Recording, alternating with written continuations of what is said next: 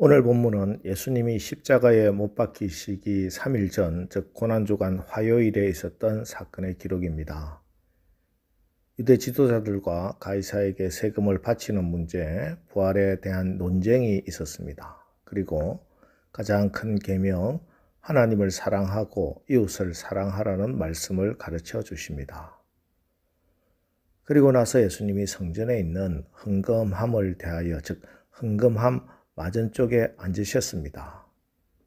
3일 후면 6월절이라 많은 사람들이 성전으로 모였고 헌금을 드리고 있었습니다.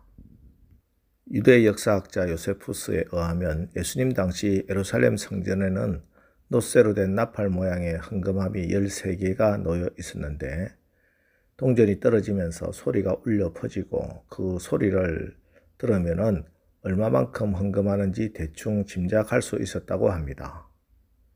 예수님께서 그 광경을 지켜보시다가 가난한 한 과부가 2렙돈 곧 한 고두란트를 성전 헌금함에 넣는 모습을 보시고 이 과부가 드린 헌금이 가장 많은 헌금이다 하고 칭찬하십니다. 여기서 2렙돈은 로마 동전의 명칭으로 우리 돈으로 한 500원짜리 동전 2개에 해당됩니다. 한 1,000원 되죠. 자, 그런데 당시에 가난한 사람도 6월절 번제의 제물로는 비둘기 한 쌍을 살 정도의 돈은 헌금했습니다. 이 여자가 바친 액수의 20배 정도는 됩니다. 그런데 이 과부는 사람들의 시선을 아랑곳하지 않고 이 적은 액수의 헌금을 한 것입니다. 그런데 오늘 예수님은 이 과부의 헌금을 가장 큰 헌금이라고 칭찬하십니다. 왜 그럴까요? 첫 번째로 이 과부는 작은 헌금이라고 하나님께 나가 헌금하는 것을 포기하지 않았기 때문입니다. 이 과부의 신앙은 사람들의 시선이나 세상의 평가 때문에 부풀리고 꾸미고 포기하는 신앙이 아니라 그 모습 그대로 하나님 앞으로 나오는 신앙입니다. 구약의 제사법 중에 소제라는 제사가 있습니다. 곡식을 하얗게 고운 가루로 빻아서 드리는 제사입니다. 그런데 이 소제에 절대로 넣어서는 안 되는 것이 있습니다. 바로 누룩과 꿀입니다. 누룩은 이스트, 빵을 부풀리게 하는 것이죠. 우리의 모습을 부풀려서 예배드리지 말라는 것입니다. 꿀은 단맛이 나게 꾸미지 말라는 뜻이죠. 아닌데 그런 것처럼 해서 나오지 말라는 것입니다. 있는 모습 그대로 예배 드리라는 것입니다. 내가 마음이 상했으면 상한 그대로, 약하면 약한 모습 그대로 나오는 것입니다. 그러면 가시에 찔린 주님의 머리에서 흐르는 피가, 못에 찔린 주님의 손과 발에서 흐르는 보혈이, 창에 찔린 옆구리에서 흐르는 주님의 물과 피가 그 허물을 덮는 것입니다. 주님 앞으로 나올 때 여러분은 어떤 모습으로 나오십니까? 우리의 허물 때문에 십자가에서 찔림을 당한 십자가만 바라고 나오십시오.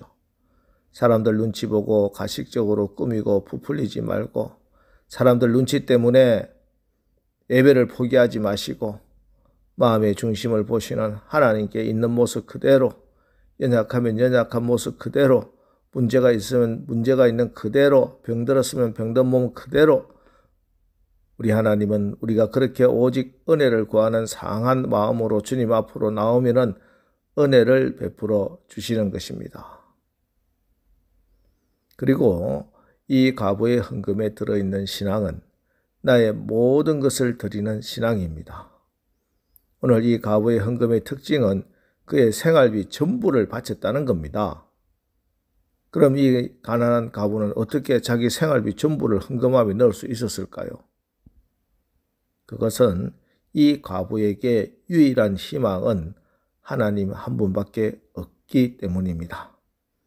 오늘 이 과부의 헌금 안에는 나의 모든 삶을, 나의 영혼을 하나님께 맡깁니다.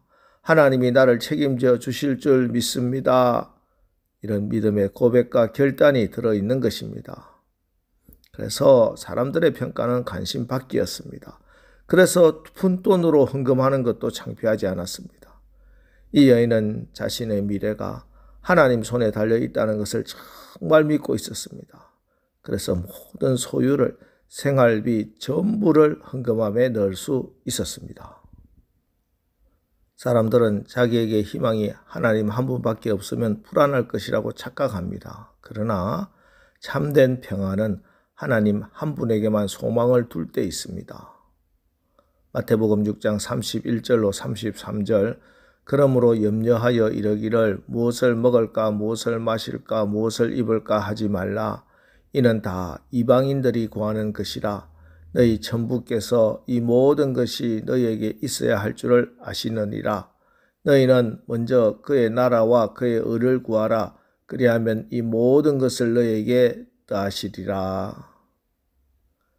예수님은 무엇을 먹을까 무엇을 마실까 무엇을 입을까 하는 염려 속에서 사는 것을 이방인들의 삶이고, 하나님 나라 백성은 하나님의 의와 하나님 나라를 구하면 하나님이 다 책임져 주신다고 분명히 말씀하셨습니다.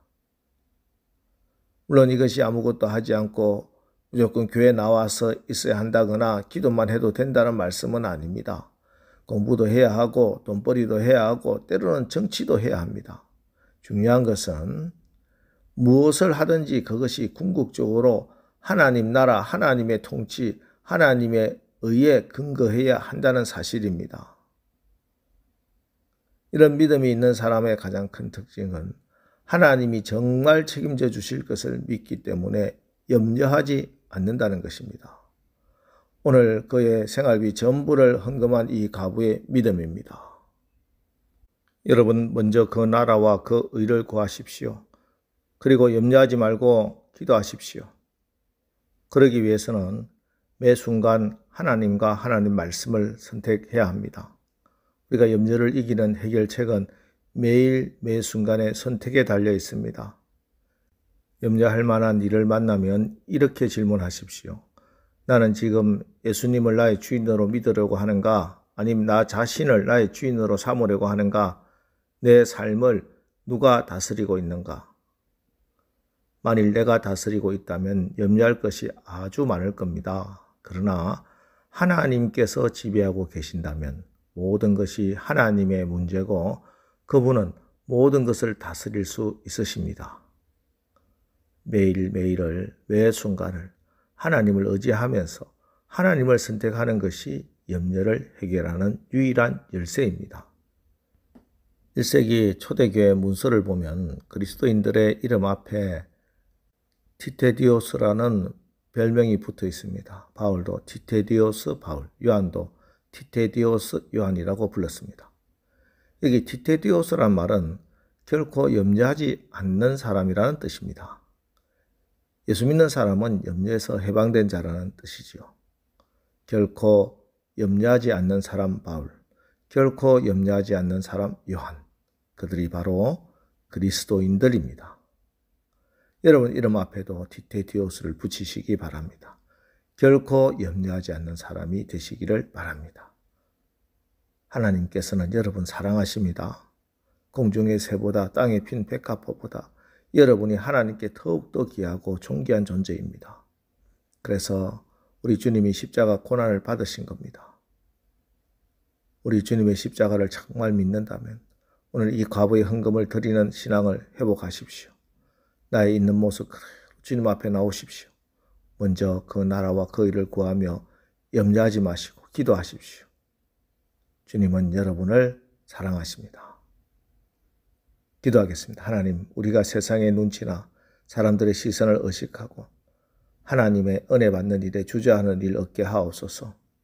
하나님 앞에 나오면서 말라 비틀어진 무화과 잎으로 나의 허물을 가리고 나오는 어리석은 믿음이 아니라 주님의 은혜로 주님의 보혈로 나의 허물을 덮게 하옵소서. 먼저 그 나라와 그 일을 구하라고 말씀하신 주님, 우리가 정말 하나님이 이 세상을 다스리고 하나님이 나의 주인 되심을 믿는 믿음으로 염려하지 말게 하옵소서. 그래서 주님의 일을 할 때 감사와 감격으로 최선을 다해 헌신하는 자들 되게 하옵소서. 예수님의 이름으로 기도합니다. 아멘. 자, 이제 오늘 말씀을 붙들고 주여 오늘 하루도 우리의 신앙이 껍데기가 아닌 진실된 신앙이 되게 하시고 하나님을 믿고 의지함으로 염려를 이기고 감사함으로 헌신되게 하옵소서. 우리 합심해서 기도하고 나가겠습니다. 우리 기도하겠습니다.